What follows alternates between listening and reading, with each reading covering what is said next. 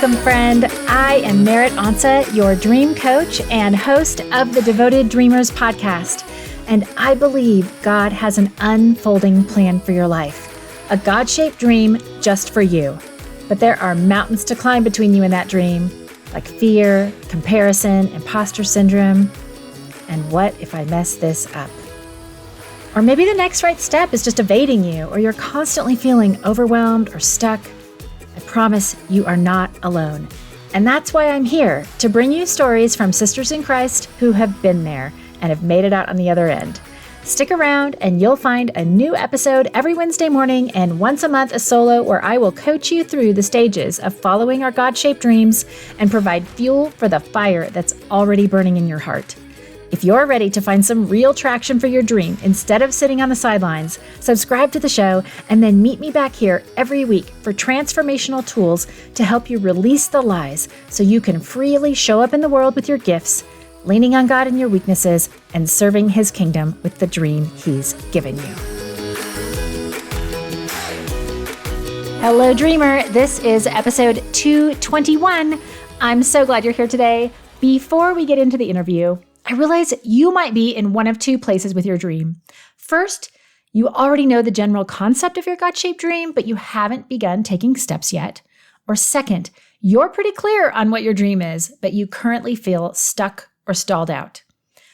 Well, I want to share a free tool that I've created just for you. It's a simple 5-item checklist that you can work through in about 20 seconds, and it'll give you some insight about your readiness to move forward in your dream. I call it the Dream Readiness Checklist. If you're concerned that your dream might stay on the back burner forever, this checklist is for you.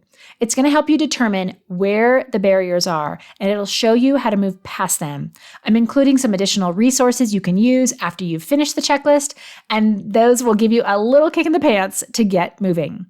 You can grab your free checklist at bit.ly/ready-to-dream-checklist. Again, that's bit.ly/ready-to-dream-checklist. That's all lowercase. I also wanted to let you know that we are heading into the home stretch of season 9. I've got just 3 interviews left this year.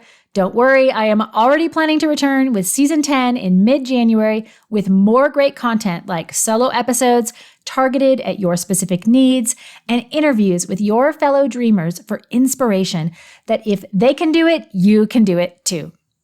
All right, on to today's episode. And if this conversation sparks something in you, I hope you will share it with a friend. Today's guest is Michaela O'Donnell. She has become one of my new favorite friends that I've met as a result of podcasting. She is the executive director of the Max Dupree Center for Leadership at Fuller Seminary and author of the new book, Make Work Matter, Your Guide to Meaningful Work in a Changing World. In Michaela's work as a practical theologian, she converts academic research and lived experience into practical resources for the sake of your career. Or for your God-shaped dream. Michaela is an entrepreneur at heart, which means she's a doer, a dreamer, and an optimist. Through starting her own company and the hundreds of hours she has spent listening to others about their experiences, she has come to believe that we are all called to be part of God's big redemptive work in this world. I think you can tell why I like her so much. I know you're going to get so much food for thought out of this interview. In fact, if Michaela's name sounds the least bit familiar to you, it might be because this isn't her first appearance on the Devoted Dreamers podcast.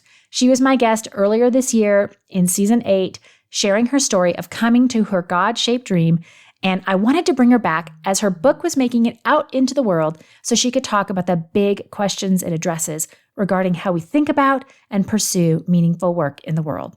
I am so encouraged by Michaela's work. I love this book that she's written, and I know you're going to love this conversation with her. The 3 takeaways I want you to listen for include, number 1, the myth of calling and how we might adjust our thinking just a little bit on this topic. Number 2, an activity she's created that you can use to reflect on your own journey of calling and track God's faithfulness in your life. And number 3, what you can do instead of betting the farm on your God-shaped dream.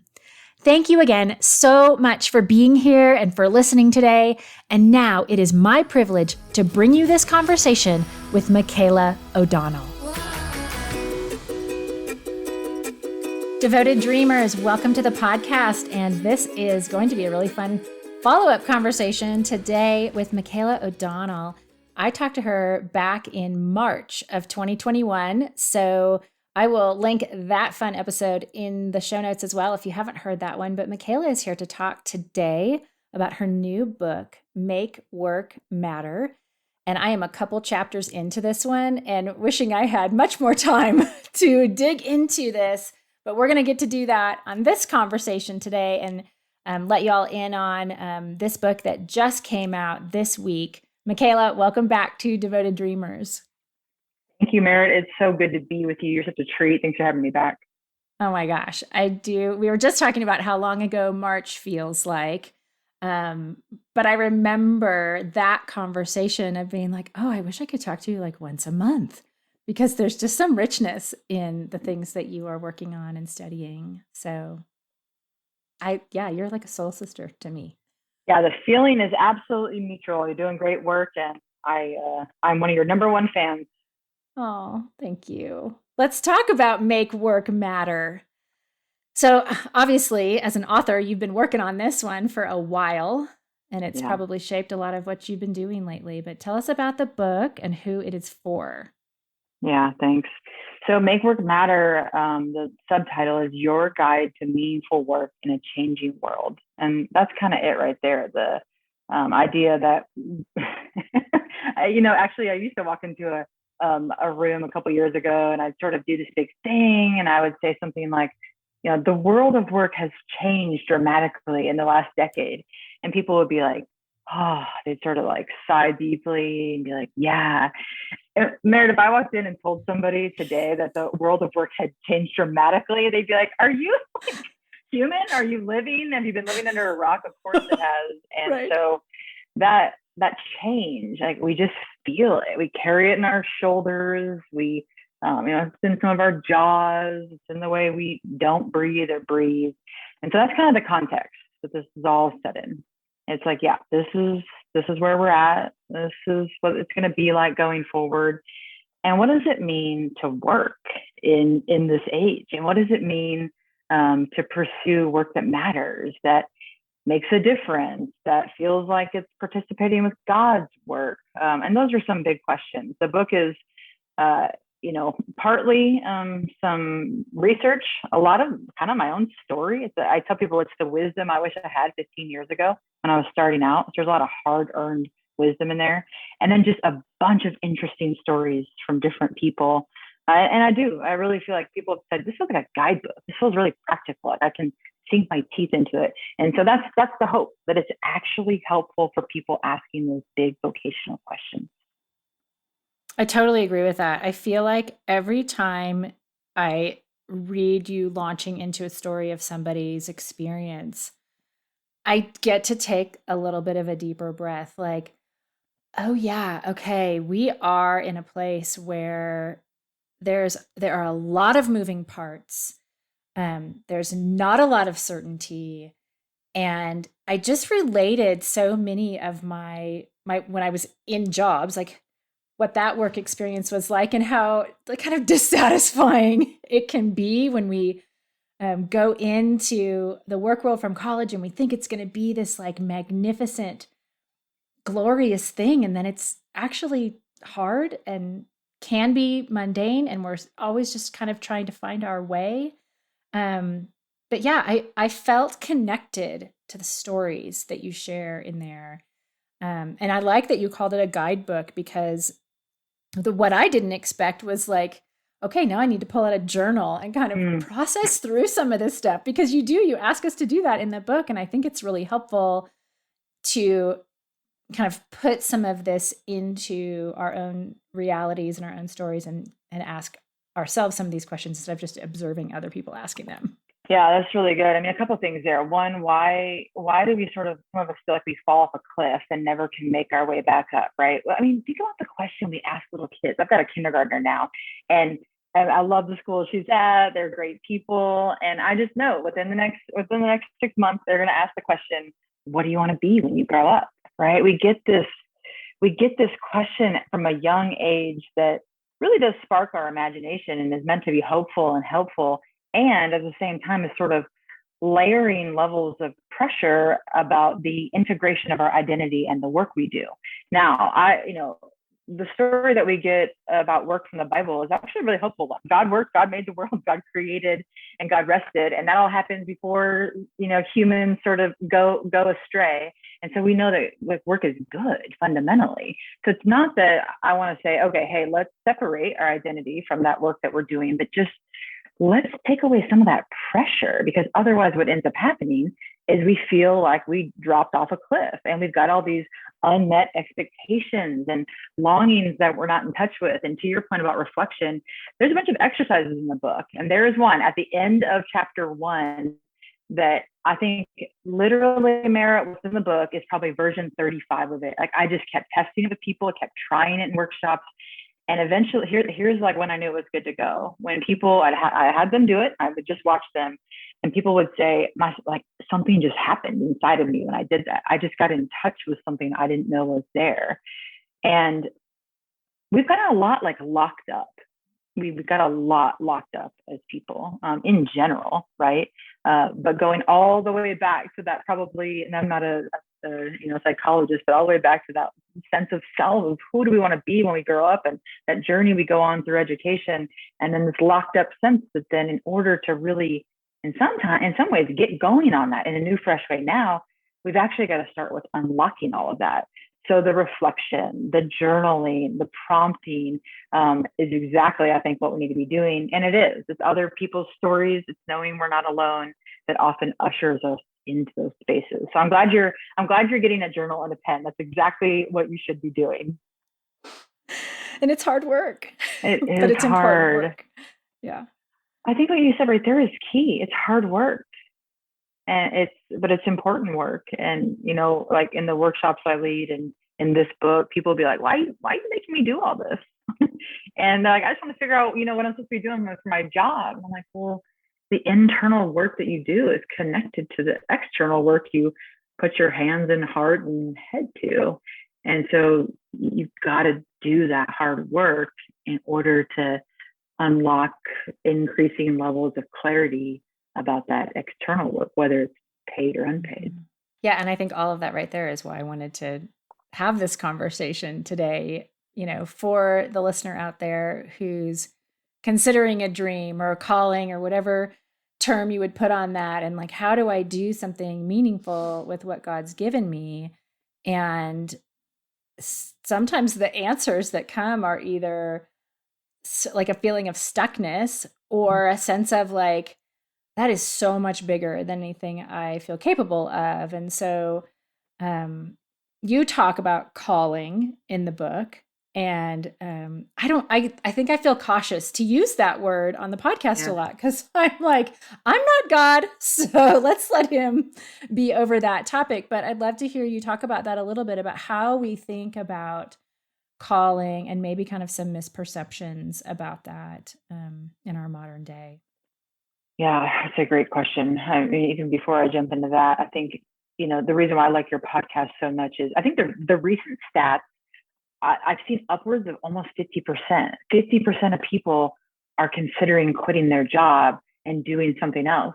That is ample space for dreaming. That is ample space for asking. That is ample space for getting curious about what might be possible and who might that be possible with. And so I think that you're serving a real need there. Calling is a word that is,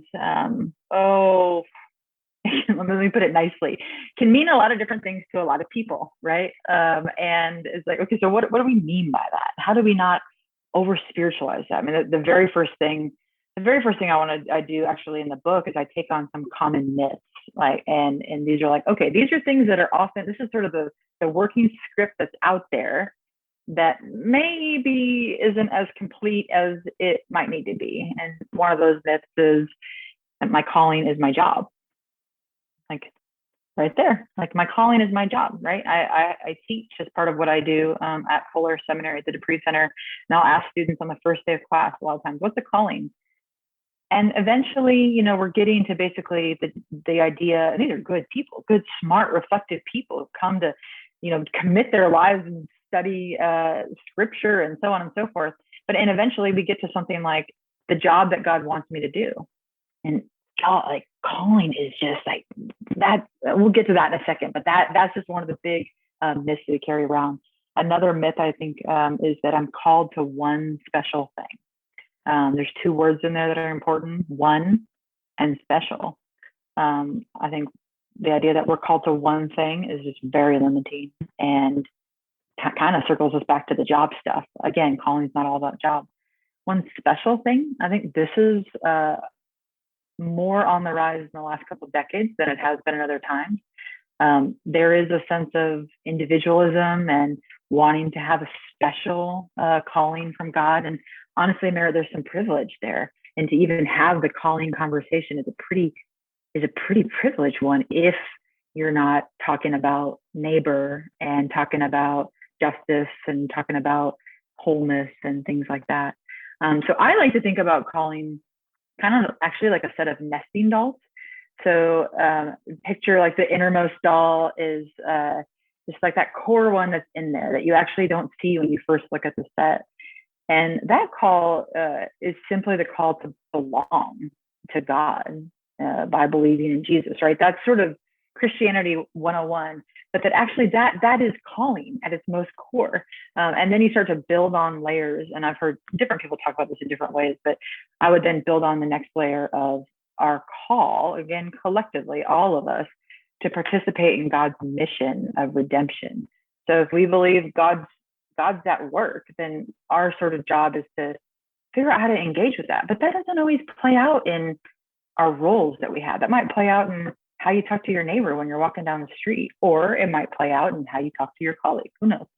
The next layer out of that is calling to create kind of in service of other people. This goes all the way back to Genesis and sort of the God's call for people to be creative.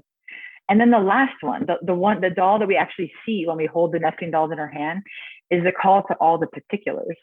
Now, this is the people, places, moments, seasons, roles, yes, sometimes jobs that God calls us to.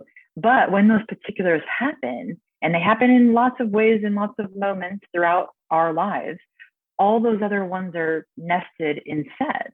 And so it's really an expression. Any sense of particular calling is an expression of the layers that are nested deeper within. So I think that I understand your hesitancy with using the word calling. I really do. And I think it's a really beautiful idea in scripture. So I'm going to fight for it a little bit.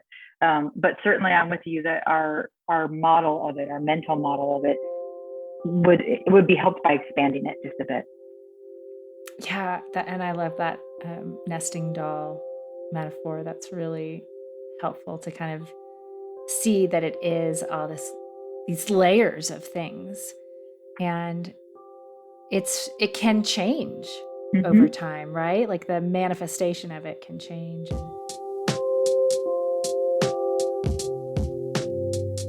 So I'm just thinking about the woman out there who is trying to figure out, what's my dream, or how do I pursue my dream in the midst of my other responsibilities? Yep. Is it a work, like it's going to produce income thing, or is it something else? I don't know if we would call that a hobby. I feel that word feels a little bit cheap. Yeah. But what would you say to her who's still just kind of trying to wrestle with figuring some of this stuff out for herself? It's a great question. And to all of that, I would add that I think often we're sort of living into and responding to more than one particular calling at a time. So I feel very called in my role as a mother, right? I feel like my husband and I have felt called for a long time to our city, right? So there's these layers I do in my work right now have a specific sense of, okay, God wants me here, right? I just have felt that. I haven't always felt that though. I certainly have not always felt that in my career. So the first thing is, okay, how might we identify where in these different spheres we already sense God calling us? Another word somebody offered me one time was compelling us. I like that. Where do we sense God compelling us? And this is actually an exercise from the book, I like to have people reflect on their road of calling thus far. I think that reflection teaches us a lot about what's ahead. So I actually have people draw out a road, and I tell them your road might be windy, it might be straight, there might have been a cliff that you almost drove over or did drive over off to the left.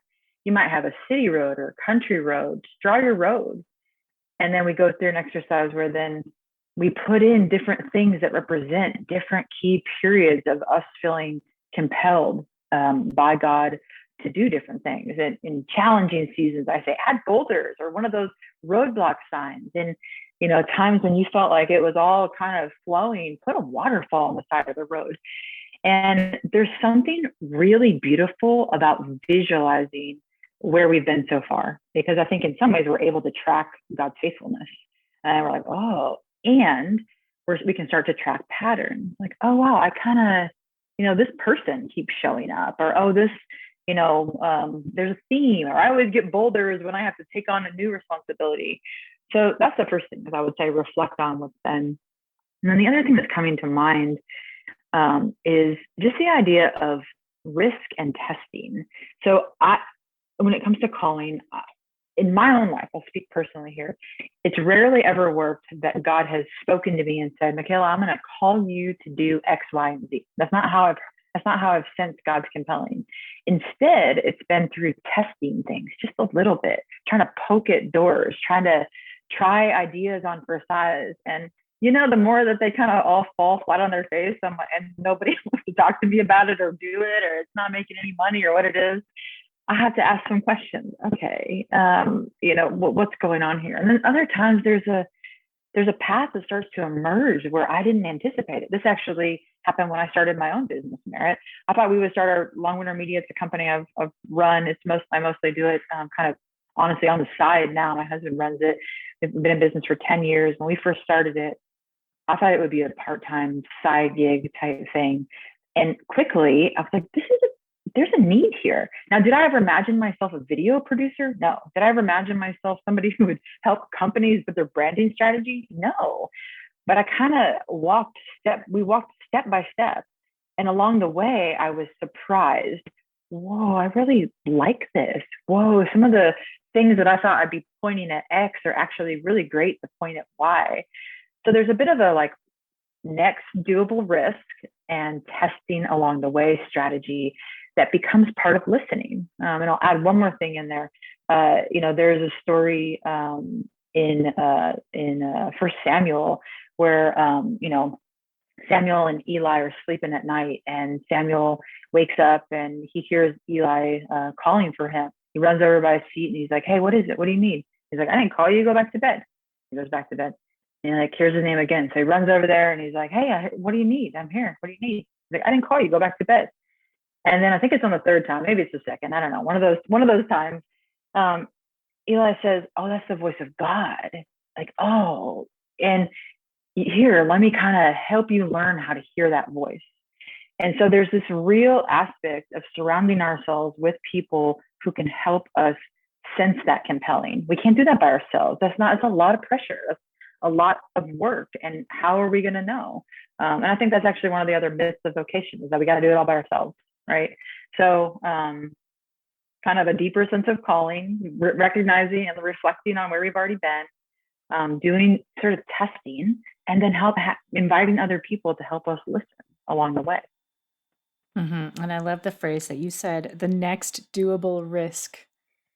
That it doesn't have to be this, I'm going to go jump off a cliff and whatever, invest a ton of money in something I've never done before. I mean, I do think it becomes more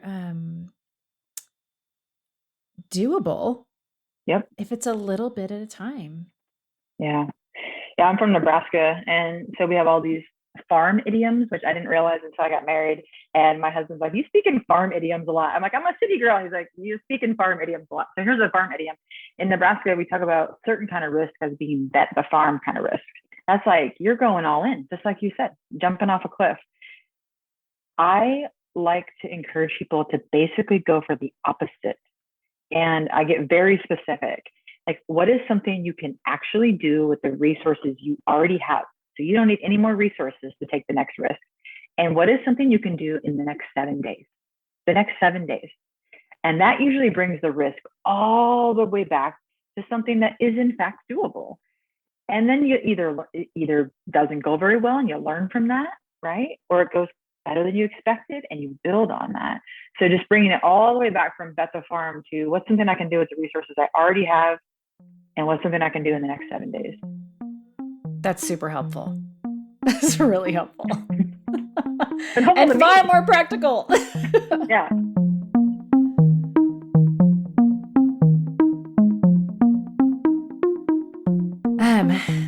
Let's talk about how we can kind of develop a mindset that allows more of that. Less of the, I have to bet the whole farm, and more of just pursuing the next doable thing. What do we need to work on in our heads and our hearts to put aside it has to be a big leap? It's a great question. I'll speak really personally here. For me, I get more anxious and frenetic the further I get away from like healthy rhythms of rest. And when I'm in that anxious and frenetic place, it's actually not a place that ever really yields very good fruit. It just doesn't. And I mean, and then I also can become like a snappier person and just less fun to be around, and just the human stuff too. And I've been reading. I'm doing some writing on rest right now, so it's probably why it's front of mind. But I think that this is critical. I think it's critical to opening up the posture of how we might engage with these things, because rest, first of all, says, okay, as a Christian person, I'm talking about sort of rest from the Christian theology perspective.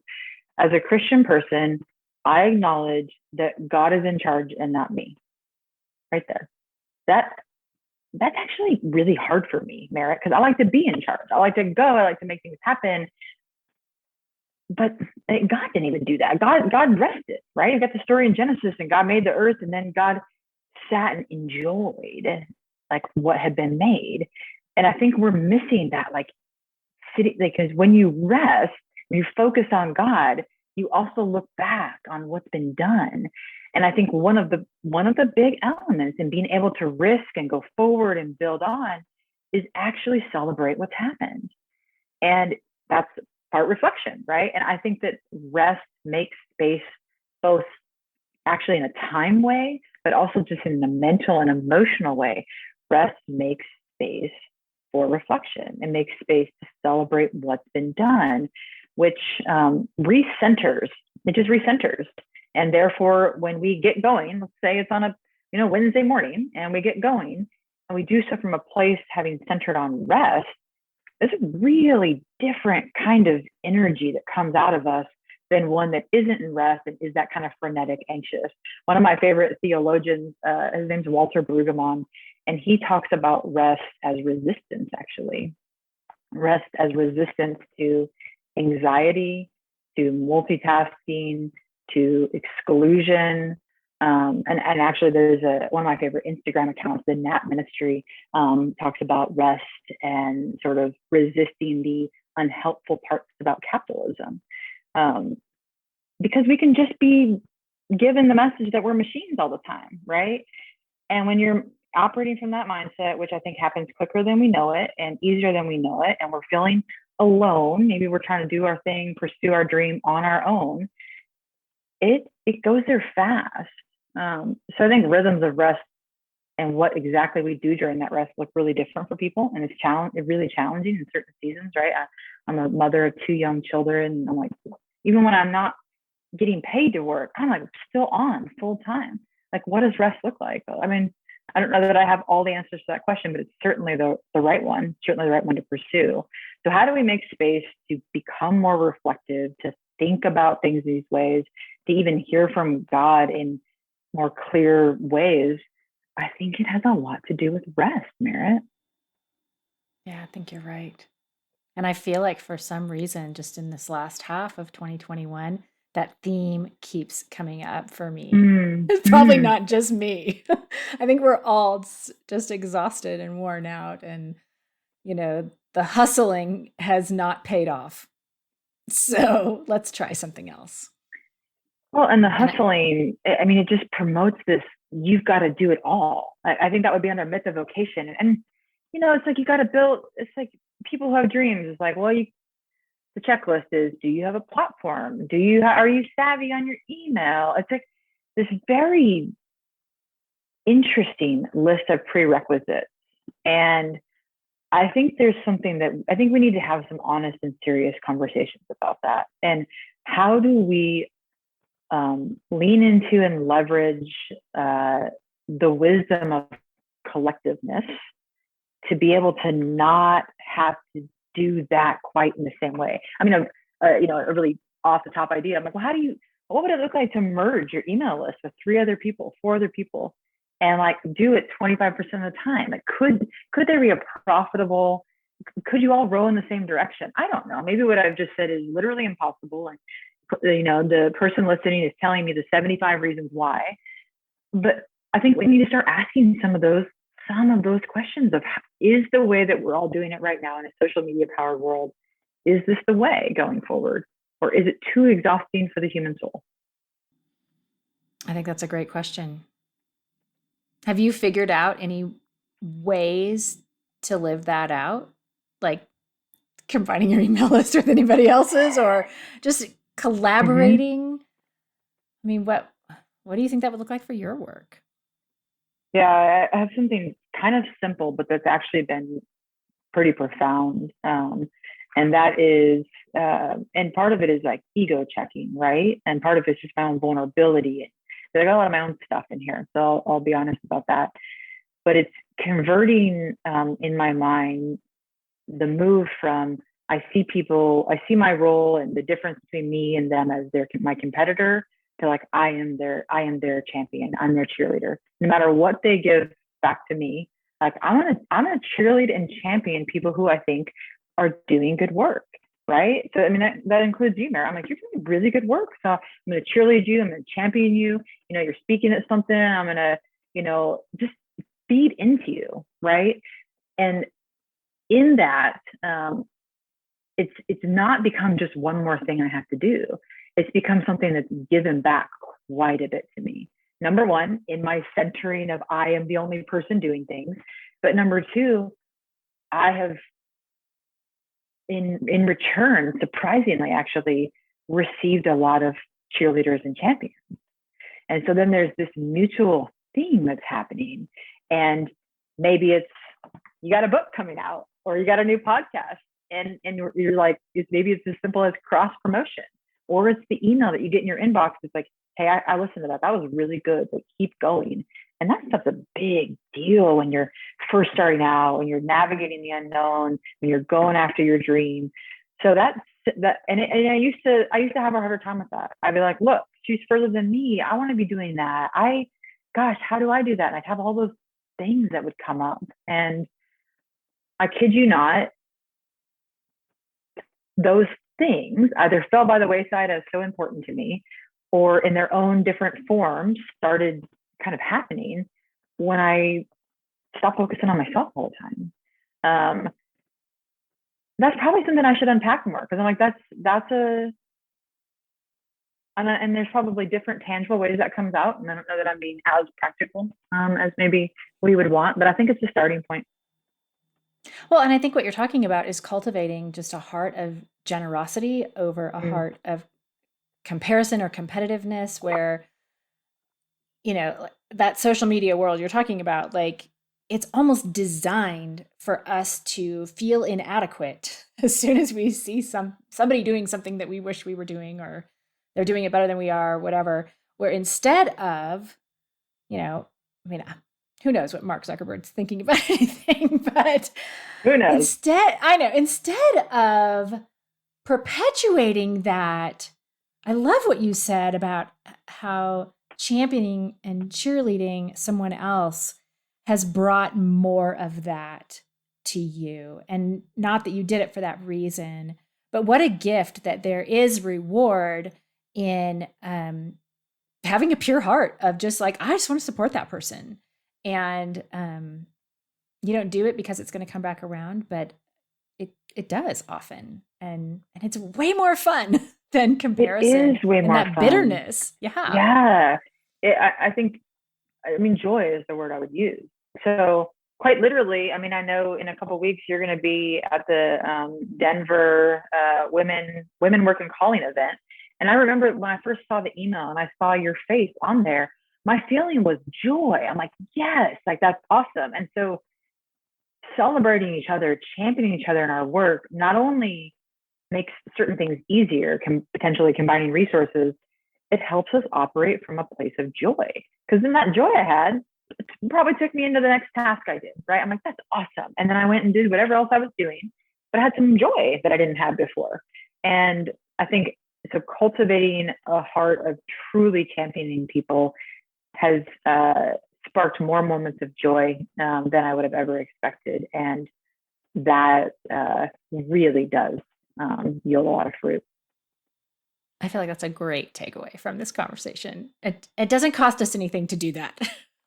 No, it doesn't. Yeah, let's get super practical. So it's like, well, who are 3 people? I'm going to do this in my head right now.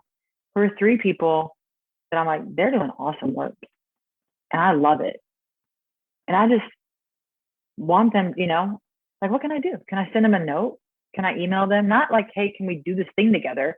But just, hey, I listened to your this, or I read your this, or your Instagram thing you had. It was really helpful for me. Thank you. Way to go. Cheering you on. Easy. Less than 5 minutes. Yep. And a next doable risk, something you can do in a week with the resources you already have. That's awesome. Oh, Michaela, I really would love to just like have you on for a book club. We could talk about this every week. But will you tell people one last thing they need to know about your book, and then B, share something that that you would encourage the listener to do when they get off listening to this one? Yeah. So the book, it's for the person asking the questions, and so many of them are the result of my own questions coming on the page. And so if you're asking any of those questions, I actually think it would be helpful, or I hope it would be helpful. And you can let me know if it's not, or reach out and talk about it, because I do love to talk about these things. You can find a lot of stuff at depree.org, DEPREE. I'll give you one more exercise from the book as a takeaway. So in the empathy chapter, there's a concept, Merritt, you and I have talked about it before, practicing empathy along the way. I have an exercise that basically invites people to make a list. Make a list of all the people that you regularly interact with. Start with who you interact with every day. Move out to who you interact with every week. Move out to who you interact with every month. Make a list of those people. Now, after you've made that list, look over it. Look over it, look over it, look over it. And oh, by the way, you can put yourself on this list. And start to circle a couple names. Circle the names of people that you feel like you might want to move toward this week. Who might you want to move toward? Who might God be compelling you even to move toward? And then ultimately circle just one and move toward them in some practical, tangible way. This is something I invite people to do in the workshops that I lead to, and some other groups that we do at the Pre-Center. And this is often the start of a very interesting process for people. moving intentionally toward people who are already on your path. It's a place of great generativity and creativity actually in our work. So if you're looking for one thing to do, pick somebody in your life and move toward them at some point within the next 7 days. And then email me and tell me how it went.